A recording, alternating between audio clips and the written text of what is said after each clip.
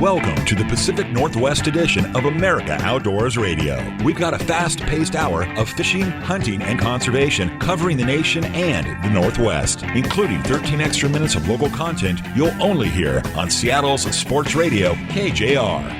It's Saturday morning, and as always, I'm glad that you're here. We've got some great regional guests for you today. Bob Loomis is back from Mack's Lure. He's going to talk about twitching jigs for coho salmon. That's definitely a thing this month in western Washington rivers, as well as a few central Washington rivers. You'll hear from Bob at the bottom of the hour, and at the end of the show, you'll want to stick around to hear about the Tacoman Fall RV show. It's happening at the Tacoma Dome between October 3rd and the 6th. 15 different RV dealers are going to be there. On-site financing from BECU. Trey Carskadon will tell you more about it and why you are going to get fantastic deals at this show. Again, that's at the end of our program today. This portion of the show is brought to you by your local Sportsman's Warehouse stores in Everett, Silverdale, Federal Way, Puyallup, and Sequim. They've got the gear you need, whether you are going fishing or hunting or doing anything else outdoors during this fall season. They got some great deals right now, especially in the hunting arena, and you can find them both at your local store and online at sportsmans.com. Heading to the Columbia River at Hanford Reach, it has been crowded there, but for very good reason. According to creel checkers from the Washington Department of Fish and Wildlife, just over 1,500 anglers were checked last week, and they harvested 1,551 Chinook, along with 122 jacks and 3 coho. Very impressive fishing indeed. If you're looking at the southwest Washington rivers, it's been okay on the cowlets, but the really good place to go right now for salmon is the main stem of the Lewis River, and bank anglers are doing pretty good. 217 anglers were sampled. They kept 42 coho, 2 coho jacks, and a steelhead, and released 7 Chinook and 14 coho. Boaters didn't do bad either. 24 anglers kept 1 Chinook and 6 coho, along with a coho jack. At Drano Lake, boat anglers were doing well. 296 rods kept 147 Chinook, as well as 58 Chinook jacks and 26 coho. The lower Columbia River from Bonneville to Cathlamet's also fishing well, and just a reminder, it's still open, at least until the 30th. We'll see if we get more extensions from there. If you like razor clamming, it's just about go time. The razor clamming season on the southwest Washington coast opens up October 3rd. The first series of digs continues through Monday, October 7th. Long Beach and Twin Harbors will be open every day. Mock Rocks and Copalis will rotate, with Mock Rocks open on the 3rd, Copalis on the 4th and 5th, and Mock Rocks again on the 6th and Monday the 7th. These are all going to be evening tides. On October 3rd, the low tide is at 7:38. On the 7th of October, it'll be 10:02, so bring your lanterns and headlamps. The limit, as always, is the first 15 clams you dig. But those razor clams, oh, they are tasty. Finally, the Washington Department of Fish and Wildlife announced they have reached a settlement with 2 environmental groups that just absolutely hate the concept of fish hatcheries for salmon and steelhead. The Wild Fish Conservancy and the Conservation Angler both sued the Washington Department of Fish and Wildlife regarding their hatchery programs in the Columbia River below Bonneville Dam. The settlement agreement includes the modification or termination of 3 hatchery programs, which of course means a less opportunity for anglers, and reimbursement of attorneys and retained expert fees accrued by the 2 environmental organizations. This is how they keep in business. They sue, and then they get attorney fees. They sue, and then they get attorney fees. So expect this activity to continue. These groups, the Wild Fish Conservancy and the Conservation Angler, definitely anti-hatchery, and less hatchery fish, in my opinion, means less opportunity for all of us. And with that, you are now in the know about what's hot and what's frustratingly not here in the Pacific Northwest. That's your first local shot of the outdoors. Now let's see what's going on across the nation. Sportsman's Warehouse is America's premier outfitter and has the quality gear you need for hunting, fishing, camping, and more. Our knowledgeable and friendly staff will help you find the right products so you get the most out of your time in the field or on the water. In addition to stocking superior clothing and outdoor equipment, we offer in-store events and seminars so you can enjoy a successful adventure. Find out more at sportsmanswarehouse.com.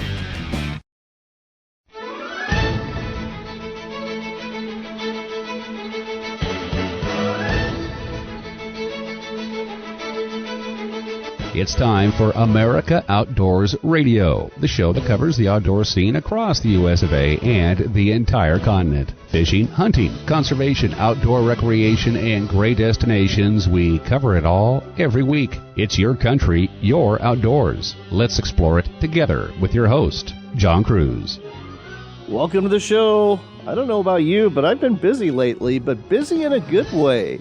Got to fish a bass tournament last weekend. I'll tell you more about that in just a minute. And this week I was in Lewiston and Clarkston. Clarkston's in Washington State. Lewiston is in Idaho, just across the border at the Snake River. Got to enjoy some fishing for salmon and steelhead. Enjoyed another visit to the Jack O'Connor Hunting Heritage Center. And man, oh man, I wish I was half the writer that Jack O'Connor was. And got to meet up with fellow Northwest Outdoor Writer Association members, many of whom I call very good friends. This was a fall conference for us. It was lightly attended, but all of us that attended did have a wonderful time. My thanks to Michelle Peters at Visit Lewis and Clark Valley for putting together this trip for us. And if you want to find out more about this, listen to our sister show next weekend, Northwestern Outdoors Radio. We'll be talking all about it and what we did there. Speaking of Outdoors Writers Associations, I'm also a member of the Outdoor Writers Association of America. Now, this is a national organization that includes not just outdoor writers, but also outdoors communicators in all sorts of fields. We are talking about photographers, people who produce video, people who host and produce podcasts, and folks like me who host and produce radio. So every year they have an Excellence in Craft contest where you put forward your best work and see how it stacks up against the work that other outdoors communicators are putting out there. Obviously, I was entered in the audio category, so I was going up against other radio broadcasters and podcasters, and with some 600 plus members in our organization, there's a few podcasters out there and a few broadcasters too that enter every year. Now, there's 6 different categories that you can enter, whether it's video or whether it's audio or writing, etc. One of the categories has to do with conservation or nature. Another one has to do with family participation and youth outdoor education. The third category is for fishing. Another category is for hunting or the shooting sports. Yet another category is for gear and technical. And a final category for outdoor adventure. I've entered this contest many times. If I end up coming away with 3 awards of either first, second, or third place, I'm pretty happy. This was the first, though, this year. I actually came away with an award in every category. I got first place in the Family Participation Youth Outdoor Education Contest for an interview I did with Nancy Gretty about the Alethea Therapeutic Writing Center. That aired on Northwestern Outdoors Radio. It's all about using Norwegian fjord horses to help people as a means of therapy. I got third place in the fishing contest for an interview I did with Glenn May with BassResource.com about bass fishing from the back of the boat as a co-angler. He gave some really good advice on that one. Got second place in the gear and technical category for an interview I did last year with Josh Warren with WorkSharp about essential knives and sharpeners for deer camp. Pretty similar to an interview you just heard last week on this show. And I got first place in the hunting category for an interview with Keith Crowley, a great outdoors communicator, about hunting Marin's quail. And boy, what a hunt Keith had. And in the outdoor adventure contest, I actually got a first place win again in fall paddling destinations in the Inland Northwest with author Dan Hansen. Finally, I got a first place win in the conservation category for an extended interview I did with Andrew McKean. He is the conservation editor for Outdoor Life. And the topic was restoring wild bison in Montana. Not just a few bison. We're talking about trying to restore herds of bison in massive numbers, something similar to what we saw in the 1800s before market hunters decimated the herds. You would think most people would be for this, but there's some stiff opposition from some circles, and Andrew explained all of that. As a matter of fact, we're going to air that extended interview today in 2 different segments in the latter half of our show. Now, I know some of you are thinking, boy, oh boy, John, don't break your arm patting yourself on the back, but truth be told, when it comes to these Excellence in Craft contests and winning these awards, for me at least, it's not about my radio show prowess. It's all about the guests and the stories they're telling. And in each of these wins, I had a great guest for every interview who told a wonderful, compelling, insightful, or funny story. And that's how you win these contests. finding great guests who share great stories. By the way, if you have ever thought of becoming an outdoors writer, maybe writing for a blog or for a magazine, or maybe want to get your photographs published in a magazine or digital publication, start up a podcast related to the outdoors, whether it be hunting, fishing, or non-consumptive sports, or put together a television show, or heck, maybe even a YouTube channel that focuses on these topics. If you get paid for it, you qualify to be a member of both the Northwest Outdoor Writers Association, with members in Idaho, Montana, Washington, Oregon, and British Columbia, or the Outdoor Writers Association of America, with members from all over the United States. If you want to find out more, the website for the Northwest Outdoor Writers Association is nowaoutdoors.com. That's NOWA outdoors.com. And as for OWAA, that website, very simple, OWAA.org. That's OWAA.org. This portion of the show is brought to you by our friends at WorkSharp. As we mentioned last week in our interview with Josh Warren, they've got a brand new knife sharpener. It's a folding knife sharpener. It's only available at worksharptools.com. You actually put it on your belt, and when you're ready to use it, you just unfold it, and you go ahead and sharpen your knife. It's ingenious, and it's perfect if you're out there trying to deal with a downed animal, especially big game, where you may need to sharpen that knife 2 or 3 times to get the job done. You can find out more about the folding knife sharpener and other products from WorkSharp at their website, worksharptools.com. Again, worksharptools.com. Check out the folding knife sharpener. That website's the only place you can buy it right now, and it's just in time for your deer or elk camp. Now, I mentioned I fished a bass tournament last week, and we're going to talk about this on the show. It was the Old Farts Bass Tournament. It takes place every September at Potholes Reservoir. That's my home water in eastern Washington. And it's a great lake to fish. As a matter of fact, Bassmaster Magazine named it the number 9 best fishery in the western U.S. for bass.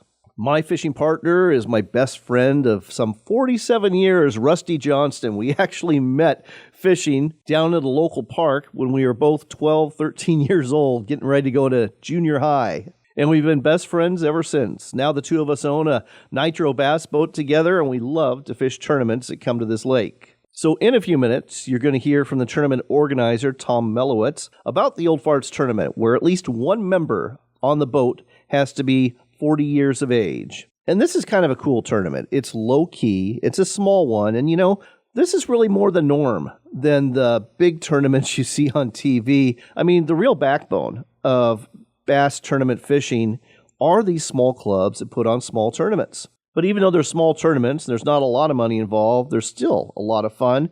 And in this case, the Banks Lake Bass Club, which puts on this tournament, actually has some of the money go to a very good cause, a scholarship program from the local high school. Tom Melowitz, the tournament director, will tell you more about the history of this tournament and where the money goes in just a few minutes. After that, you'll hear from Rusty Johnston as the two of us go ahead and tell you how we did and break down our fishing over the 2-day tournament. And then we'll talk to the folks that actually won it yet again. That would be Tag Watson. He and his buddy Matt Krumdiak from Western Washington, they've been on a tear. They've won this 3 years in a row.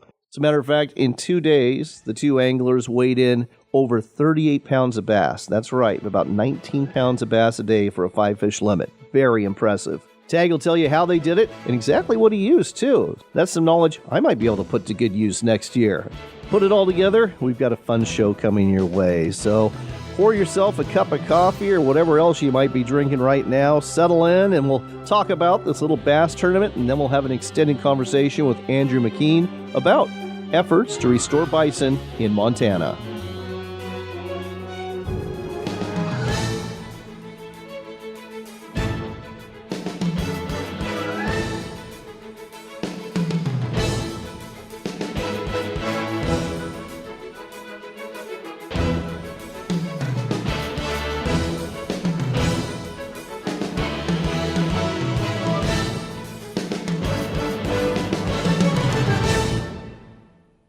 I'm Anthony Imperato, president of Henry Repeating Arms. Patriotic Americans are looking to protect and provide for their families, now more than ever. Henry has over 200 rifles and shotguns to choose from. Made in America or not made at all, and backed by a lifetime guarantee. Go to henryusa.com and order our free catalog, decals, and a list of dealers in your area. That's henryusa.com. Thank you, and God bless America.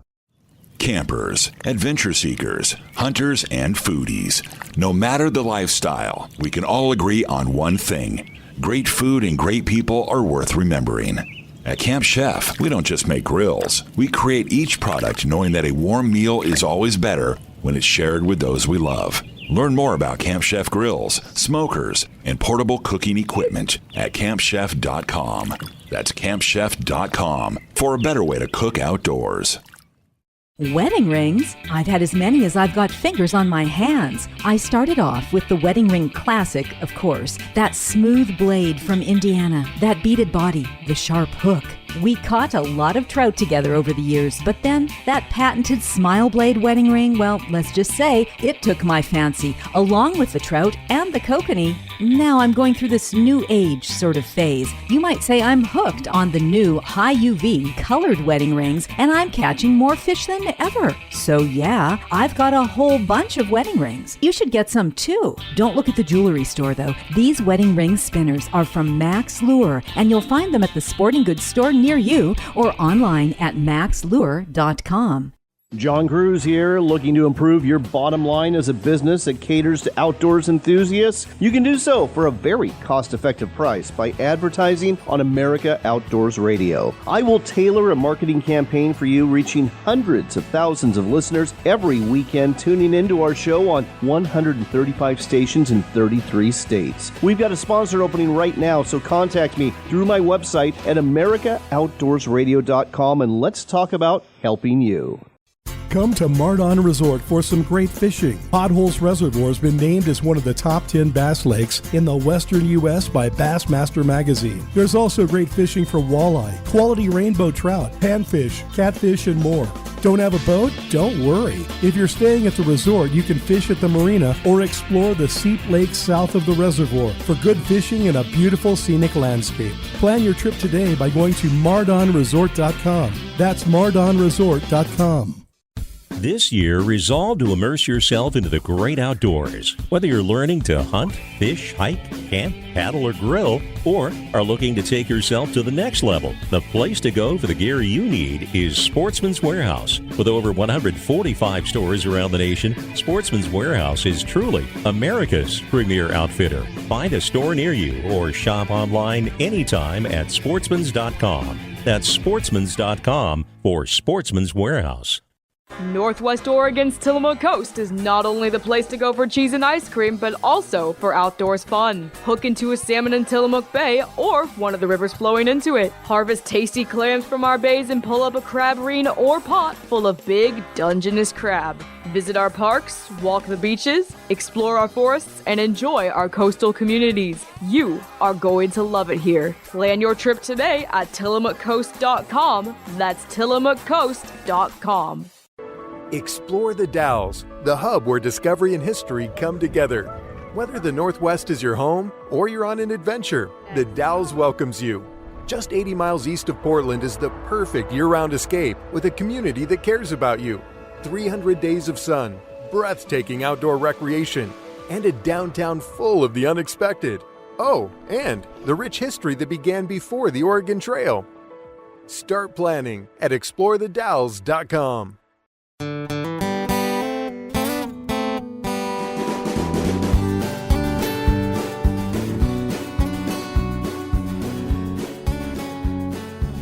You're back in with America Outdoors Radio. I'm John Kruse.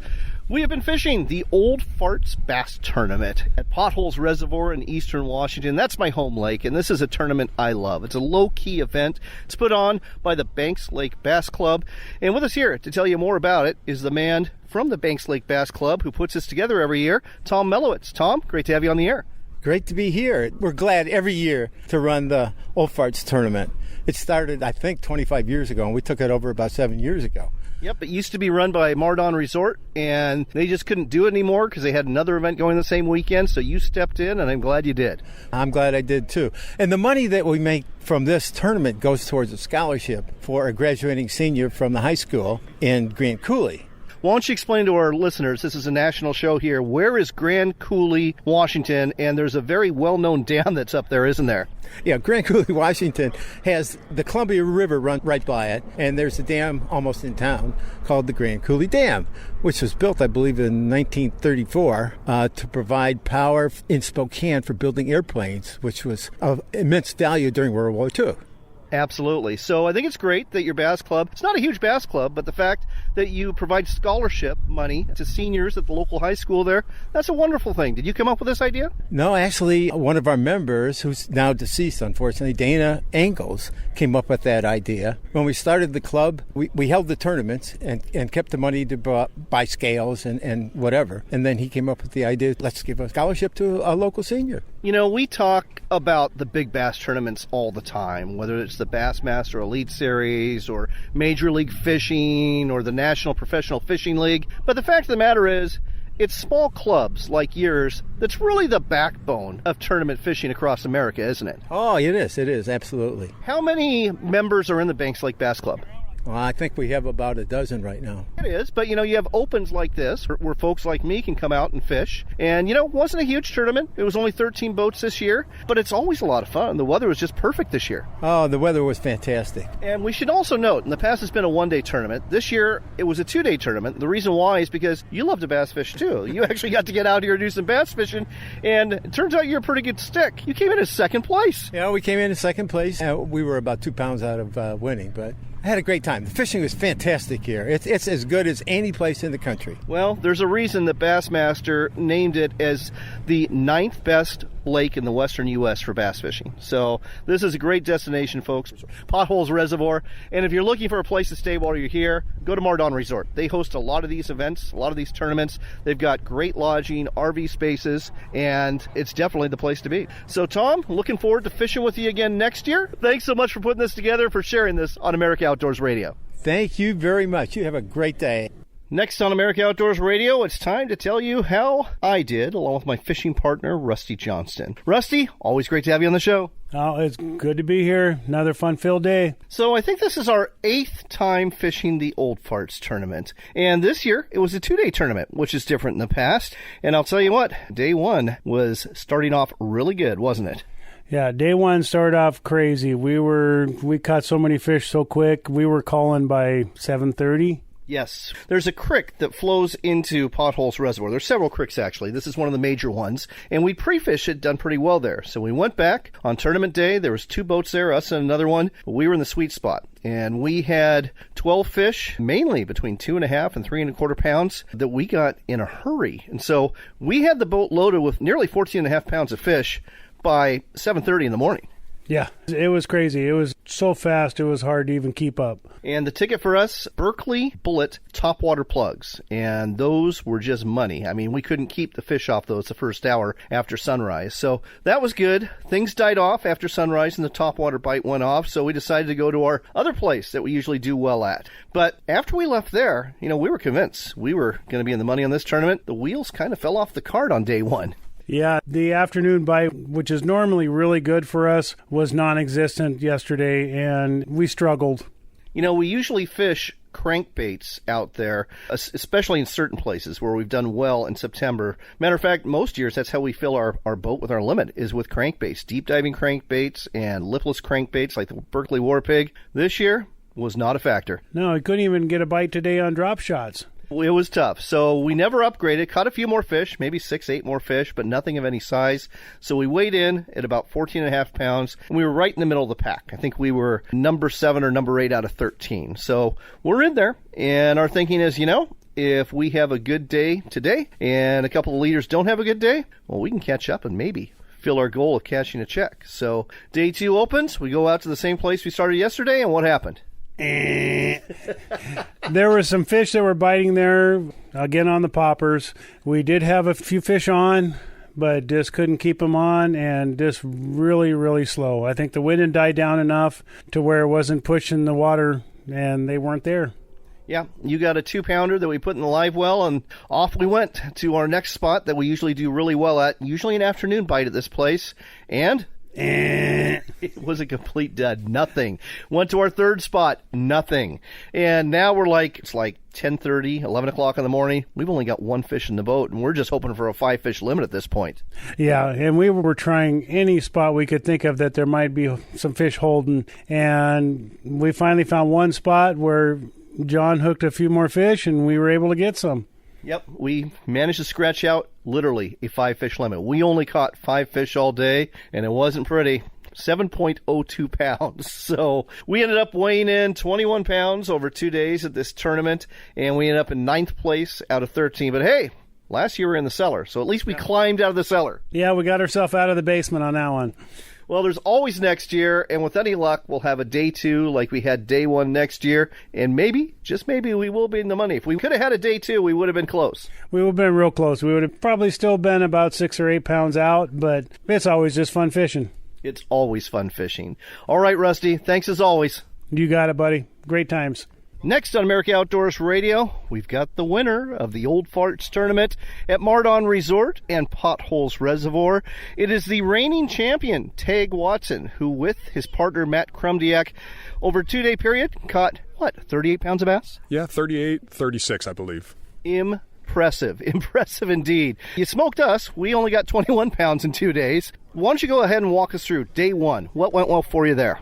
Day 1, we wanted to identify some structural features that we could make a nice milk run of, and we really narrowed it down to 3 baits. We had an opportunity to practice Friday, and it was a Magnum Baits Magu, a new bait. It's an 8-inch floating plastic, maybe like a thicker version of a trick worm. Okay. And we were fishing that on a Neko rig on a Gamakatsu 2-aught flipping hook. And it's relatively small wire for a flipping hook, so it makes for a nice kind of a beefed up finesse presentation scenario. And then we're fishing that on a 5/16 ounce Neko weight. And then we were fishing 2 different jigs, 1/2 ounce, 3/4 ounce. Well, actually, we were using those weights depending on the depth, but different size hooks with a Magnum Baby Beef Craw and then a regular size Magnum Beef Craw. What was the biggest bass you caught yesterday? So we weighed a 576. Oh my gosh. So did you also win big bass? I believe we did, based on what we saw so far. We didn't get to watch everyone weigh in, but that was the big bass as of yesterday.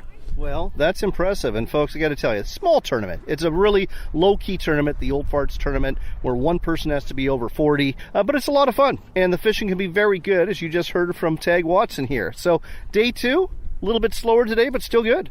Much slower today. We started out pretty slowly, and we had to expand on the areas we caught them yesterday. And I think with this water coming up right now, they're wanting to get on some of the high spots on the structural features. So that was something that helped us out. But there are some fish that are still off the breaks that we were trying to exploit some of that, but they were very spread out this year, we found. Well, congratulations. Again, it's not a huge paycheck, but if you got the big bass and first place, well, you're going to go home with about $1,525. That sounds fantastic. Not bad for a weekend of fishing. We'll take all we can get in 2024. That's right. Well, Tag, congratulations again, and Matt as well, and look forward to seeing you next year at the Old Farts Tournament. Thank you so much. Appreciate the opportunity.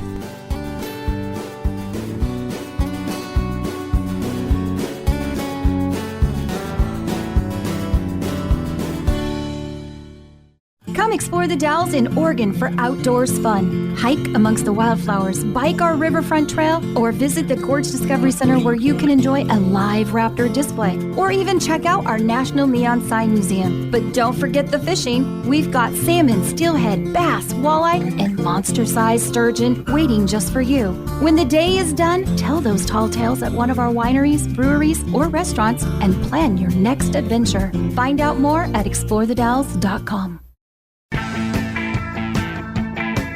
Ready for more local fishing and hunting? You got it. It's the Pacific Northwest edition of America Outdoors Radio, right here on Seattle's Sports Radio, KJR.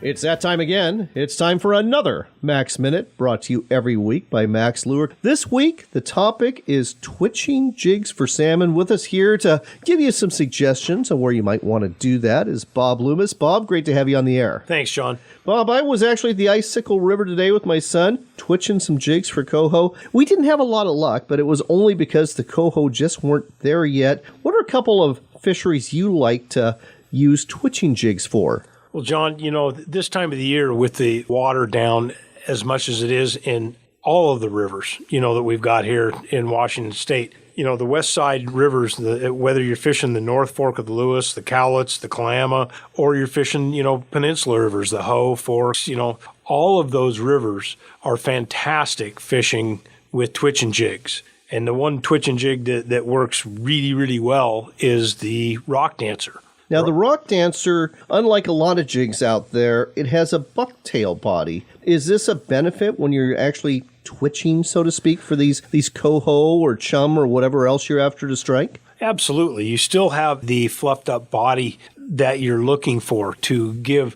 an attraction, but you still get a lot of movement out of the tail end of the bucktail, which is what you're looking for in a twitching jig. Any size weight you would recommend? I know this depends a lot on current, but if there's a go-to, are we talking like quarter ounce? No, I'd be fishing at least 3/8 ounce for most applications. Where you're going to be twitching is where fish are holding up. Fish are going to hold up in deeper holes. You want to be able to get down to them. You want to twitch, but you want to be able to twitch and keep that jig down in the strike zone where they're at. All right. Twitching jigs, it works not just for coho, not just for chum, but other species too. Give it a try this fall. You might be surprised by how well it works. And the lure to use is the Rock Dancer jig from Mack's Lure Company. Look for it at a sporting goods store near you or online at maxlure.com.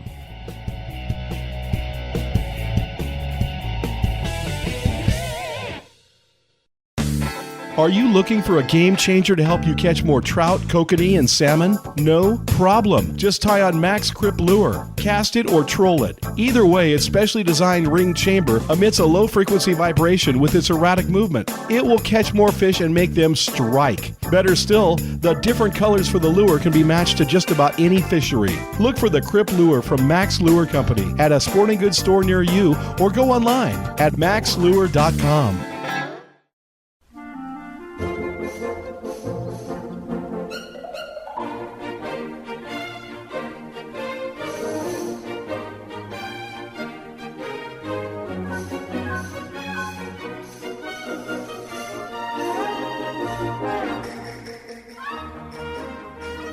You're back in with America Outdoors Radio. I'm John Kruse. We've got Andrew McKean on the line. He is the hunting and conservation editor for Outdoor Life, and he just penned what I consider to be the best conservation article I have ever read.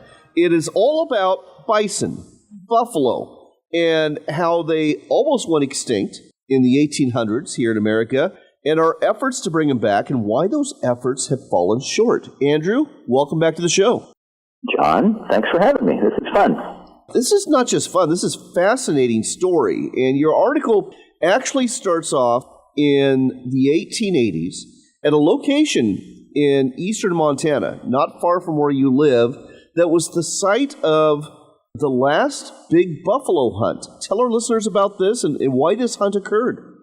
Yeah, it was a fascinating hunt, and in some ways I wish I could have peeled back the layers of time and participated in it, because it was a very intentional hunt. So this is 1886, and if you think about that time, so we've got railroads are already stabbing across the northern plains, we've got gold camps in the mountains, we've got, the first homesteaders are following the open range, so the West is getting settled, and one of the victims of that was free-ranging bison or buffalo that were, getting pushed into increasingly sort of marginal habitat. And one of the fellows who was interested in kind of the deeper meaning of that was a guy named William Temple Hornaday, not the Hornaday of Nebraska bullet fame, but this was a guy who was actually the chief taxidermist at the Smithsonian Institution in Washington, D.C., and one of the real kind of grandfathers of the American conservation movement. He and Teddy Roosevelt and George Bird Grinnell were instrumental in forming the Boone and Crockett Club and really the early leaders of restoring America's wildlife. But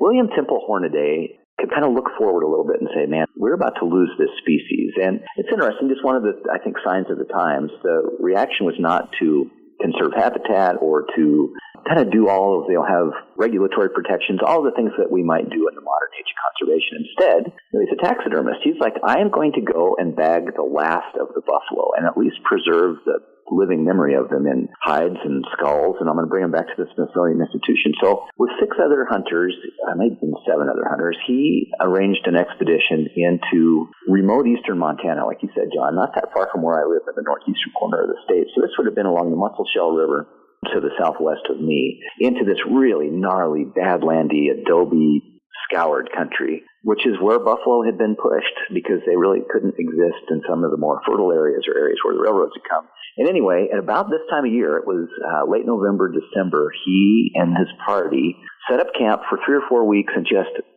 I visited the site, and it is not a very hospitable place. And they cast out from there on day hunts, and they ended up killing a couple dozen bison, including one of the biggest bulls on record, and took most of the hides and skulls and kind of pieces and parts back to the Smithsonian Institution. Those then became part of a really important and well-regarded exhibit that was basically a museum piece of bison. So for much of the last century, America's relationship with bison was as taxidermy. Very interesting story about the last great buffalo hunt there. So at this point, the buffalo was almost extinct, but conservationists in the early 1900s started working to bring them back. And today we've got, remnant populations in places like Yellowstone and Grand Teton National Park, the Blackfeet Tribal Reservation, the National Bison Range, which is now managed by the Salish and Kootenai tribes. But overall, we've been unable to bring the bison back in the numbers that they were before. And we're talking about millions of bison that roam the prairie. Why is that? We've been able to bring back species like the white-tailed deer and wild turkey, but we can't seem to bring the bison back. What's the main impediment to that? Yeah, that was really the origin point of my story, was looking across sort of the larger landscape of restoration of wildlife. And, we as hunters, I think, reasonably and rightly congratulate ourselves for all of the work that we have done to bring back these iconic species. But bison is really, I think, a remarkable story in what we have not been able to achieve. And some of it has to do with some of that early reaction to keeping the genome or, keeping them as a viable biological specimen or species. Because they're so close in behavior and habitat to cattle, we made an early decision, and Hornady was one of them. He actually adopted a buffalo calf, named it Sandy, took it back to Washington, D.C., where it lived in a pasture on the National Mall by the Smithsonian Institution. Wow. And that tendency to treat buffalo, wild buffalo, like livestock, has been a through line of this whole discussion. And so we actually do have, if you were going to enumerate the number of bison in America, it's rising every year. We're not to the level of many millions of free-ranging buffalo that we had, a century and a half ago. But in terms of buffalo on the landscape, there are more than in recent times. Unfortunately, they're almost all behind fences. And in my home state of Montana, in fact, they have a dual classification of both livestock and wildlife. They're managed not by the Department of Fish, Wildlife, and Parks, but by the Department of Livestock. And so that's been one of the impediments to full restoration of a wild population is they are really looked at as domestic livestock more than they are wildlife. And the second thing is, and this is something that a couple of sources pointed out in my story, we just do not any longer have the extensive, unfenced, unaltered landscapes that buffalo require to live sort of at their ecological best, which is widely roaming, migratory grazers. But there is an organization that is trying to fix that through a public and private land conservation effort, American Prairie. And this is an organization that is kind of a lightning rod. You either love what they're doing or you hate what they're doing. Tell our listeners about what they're doing and how buffalo/bison are a big part of it.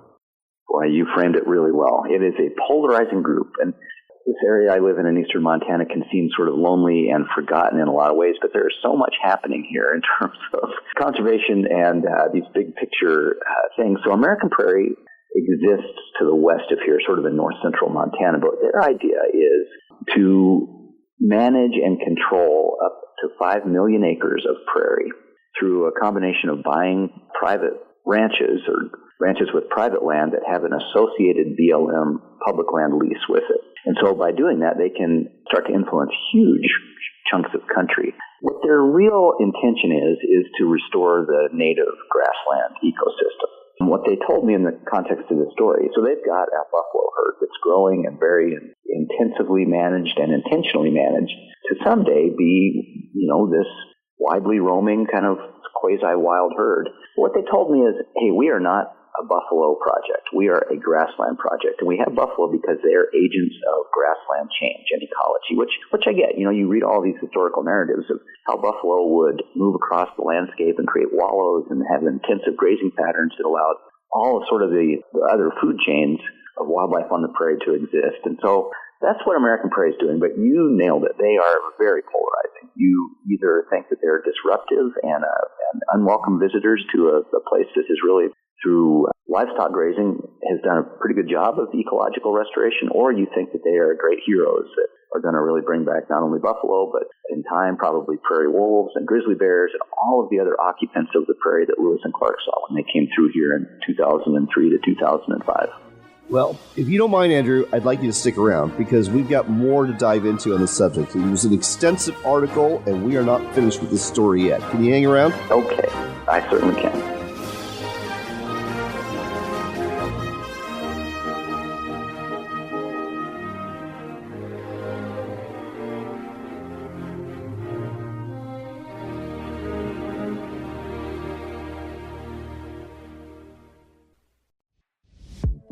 This is the Rolling Knife Sharpener by WorkSharp.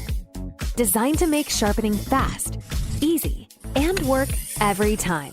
Snap to your angle, select your abrasive, and make sharp happen. Sharpen your kitchen knives, large and small, Japanese knives, and even pocket knives.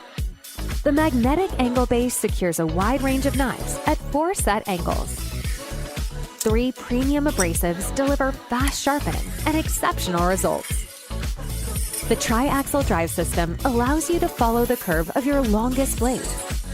And the soft touch grip ensures comfort and safety during the entire sharpening process. Add confidence to your cuts. Make sharp happen.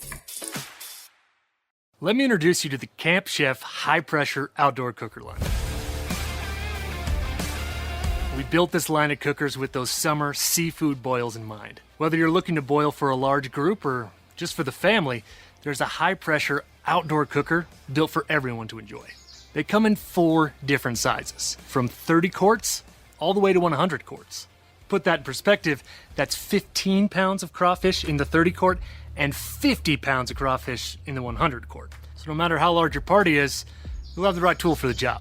These all-in-one kits include a high-output burner, a boiling pot, and a basket with a twist-drain strainer for ease of use. Each cooker is equipped with an electric push-button ignition and a powerful burner for a faster boil. If you're looking for the right tool to take on your next cookout, the Camp Chef high-pressure outdoor cookers are for you.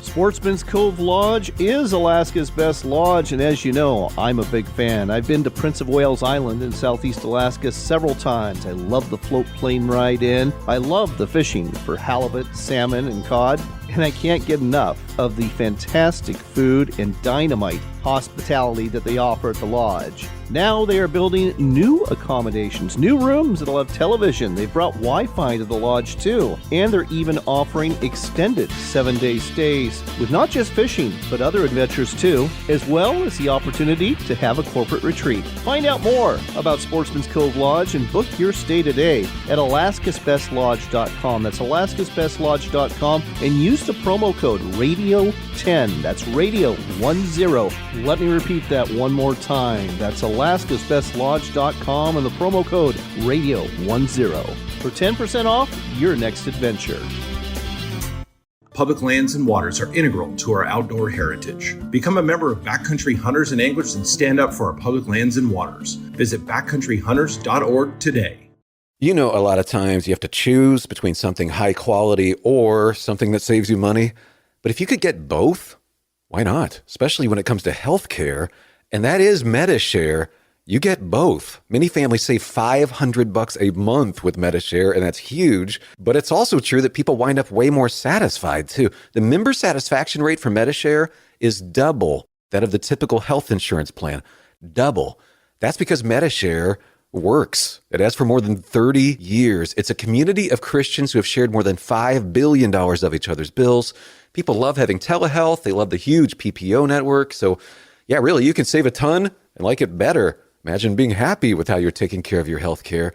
So if you're self-employed or part of the gig economy, or you just want a plan you're happy with, you can call right now and get a price in 2 minutes. Here's the number. Just call 855-SHARE-40. That's 855-SHARE-40. 855-SHARE-40.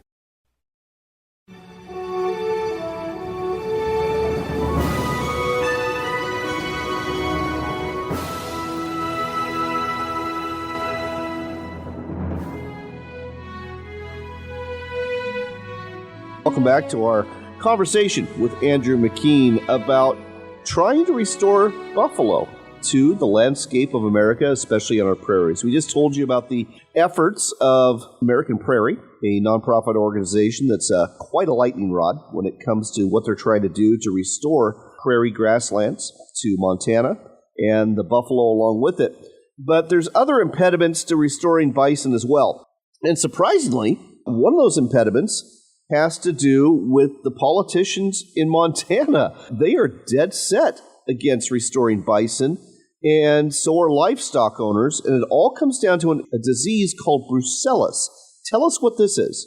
Yeah, so brucellosis is a real virulent disease. It can spread easily. What it is it's called undulant fever, and basically if a pregnant cow, bison cow, gets it, often passes on to, they often abort their fetus, but sometimes it exists in the landscape in terms of their afterbirth. After giving birth, it can easily pass on to cattle, and then a brucellosis-infected herd is quarantined. It cannot be sold or pass through state lines, and so it's a big existential threat to the livestock industry. I might add here that brucellosis actually originated in livestock and then was passed to buffalo that are now sort of harboring it because they're not vaccinated at the same rate as domestic cattle. But regardless of the origin, it is a big deal. And so, for instance, in Yellowstone National Park, we've got, kind of the last remnant herd of wild bison. Brucellosis is pretty prevalent within that population to the degree that there's a lot of vaccination. Any time a buffalo leaves the boundaries of the park, they're tested. If they're captured before anything else happens to them. So it's definitely a real issue. What I would observe, though, is it is a manageable issue, and it's one that I think is being used as an impediment to stop any kind of restoration efforts, even though I might look with my eyes crossed and say, we've done hard things in the past. I think we can probably solve the brucellosis question. So the other issue, and you alluded to this earlier, is that in Montana, bison are not considered a wild animal like a deer or an elk or a pronghorn. They're considered livestock. And that's had real implications on the recovery of this species. And again, in getting back to politics, I presume livestock owners are having quite a bit of influence on politicians who are making policies that are preventing the restoration of bison in the landscape. Oh, yeah. I mean, the resistance has sort of ratcheted up through the county commissions that have passed proclamations forbidding the transfer of wild bison across county lines, to the legislature that has had all kinds of legislation that has basically stymied any effort to restore bison to, for instance, the Charles M. Russell National Wildlife Refuge, which is the second largest national wildlife refuge in the system and is bordering the American Prairie to the south. There's been a lot of people who have looked at that landscape on the refuge as saying, well, that would be a pretty good place to establish a foothold for bison. But the legislature and then the governor, and including our state congressman, has put a rider on the farm bill that is still working its way through our crippled Congress right now to prohibit funding for any kind of bison restoration on the CMR, as the Charles M. Russell Wildlife Refuge is called. So, I mean, they've got institutional resistance kind of at every turn.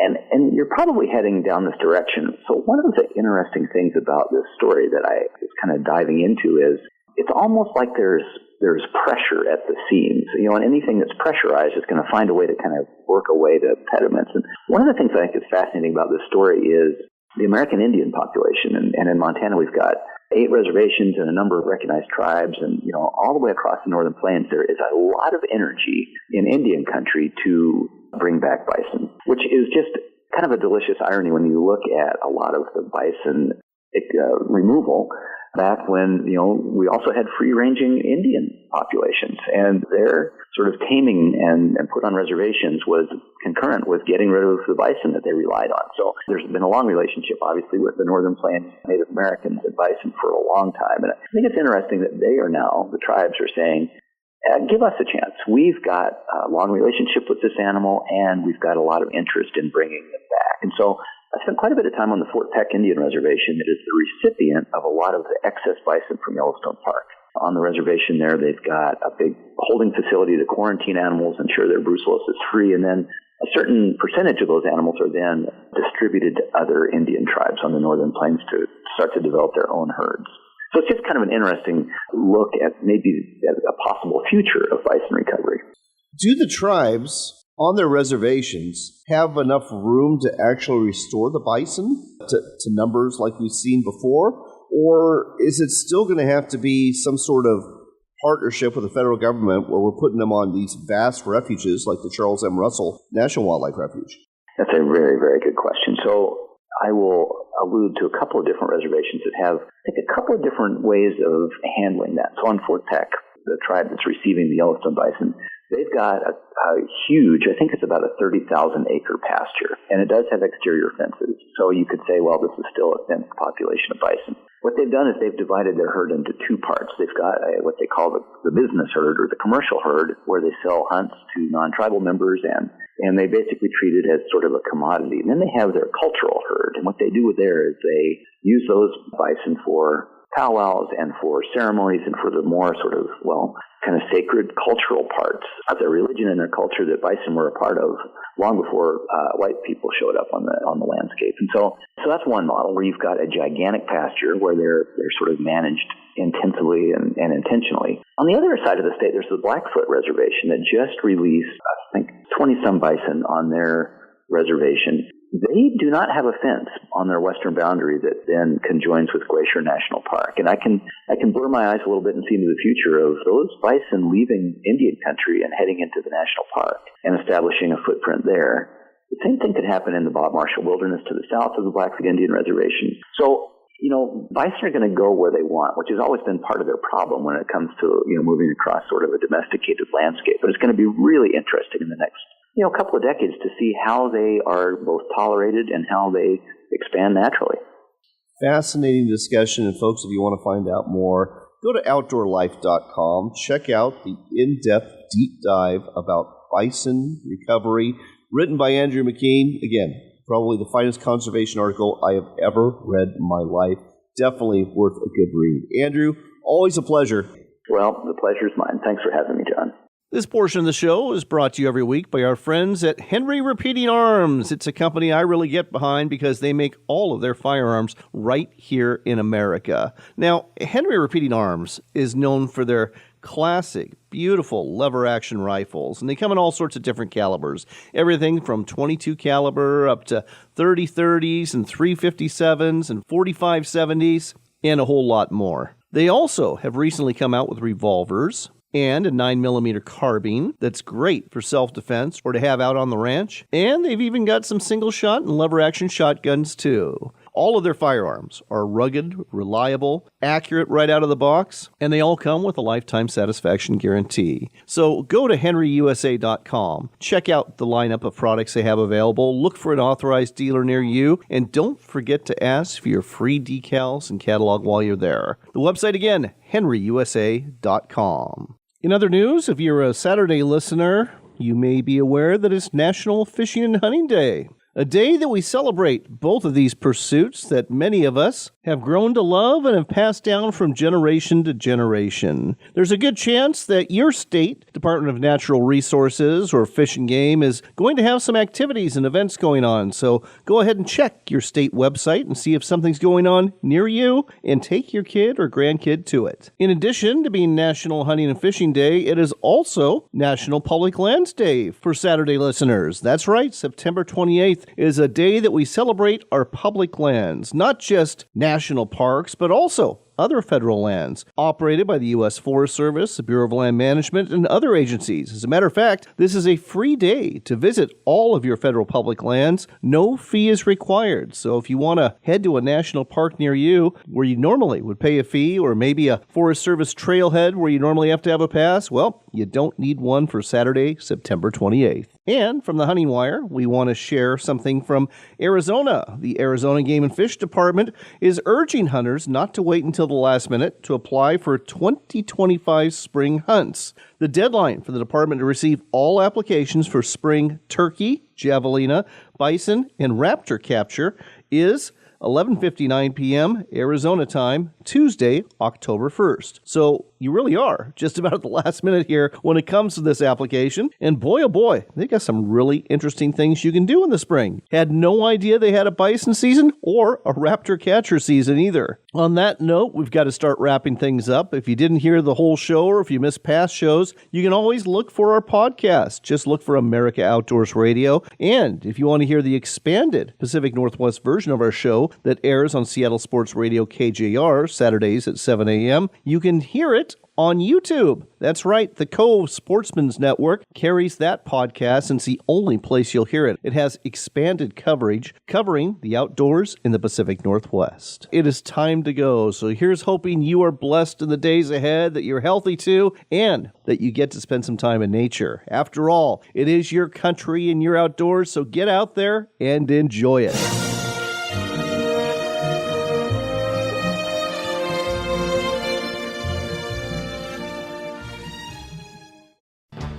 Sportsman's Warehouse is America's premier outfitter with the gear you need for fishing, hunting, camping, paddling, cooking, and just about anything else you can do in the woods or in the water. With over 125 stores across America, there is bound to be a Sportsman's Warehouse near you, with not only the gear you need, but also the experts to help you get the most out of the product you purchase. Head down to your local Sportsman's Warehouse today or shop online anytime at sportsmans.com. That's sportsmans.com. Don't leave yet. We've got one more local shot of fishing and hunting to wrap up the Pacific Northwest edition of America Outdoors Radio. Next up, we've got Trey Carskadon on the line with O'Loughlin Trade Shows because the Tacoma RV Show is coming up quick at the Tacoma Dome. The dates are October 3rd through the 6th. Trey, welcome back to the show. Thank you, John. Good to be back. You know, most people associate show season with the winter and early spring. Why is now a good time to go shopping for an RV? You know, these are the kind of the end of the season discounts. In fact, this year, unlike any in probably the last decade, you'll find the deepest discounts and deals on RVs. So what dealers are doing is they have new 25s coming into their lots. They have some 23s and 24s still on the lot, so they're highly motivated to make room for the new inventory and get the old inventory rolling down the road and off to folks' vacations. How many dealers are going to be at the Tacoma RV Show? 15. Nice. 15, and we have, really it covers the gamut, John. We have Airstream's going to be there. We have destination trailers, park models, of course, hundreds of travel trailers, Class A, B, and C motorhomes, fifth wheels. It's all represented, toy haulers, minis. Every category of RV is represented at this show. It's a good show. And I understand BECU, the Boeing Employee Credit Union, is going to be there to help out with financing. Is that right? They are. Yeah, they are. BECUs providing on-site financing and special show-only rates. So in addition to the deep discounts being offered by dealers, you're going to have a show-only rate that's available only at the show. Well, it certainly sounds like a great time to go shopping for an RV if you're looking for a deal and you're looking for great rates. And who knows, you can go buy yourself an RV, take it down south for the winter, or get ready to use it next spring. Either way, the website to go to is otshows.com. That's otshows.com. Check out the details on the Tacoma RV Show and get yourself a discount coupon too. Again, otshows.com for the Tacoma RV Show. The date's October 3rd through the 6th. Don't miss it. Thanks as always, Trey. Thank you, John. That's all for this week, but don't worry. We'll do it all again next Saturday morning from 7 to 8, right here on Seattle's Sports Radio, KJR.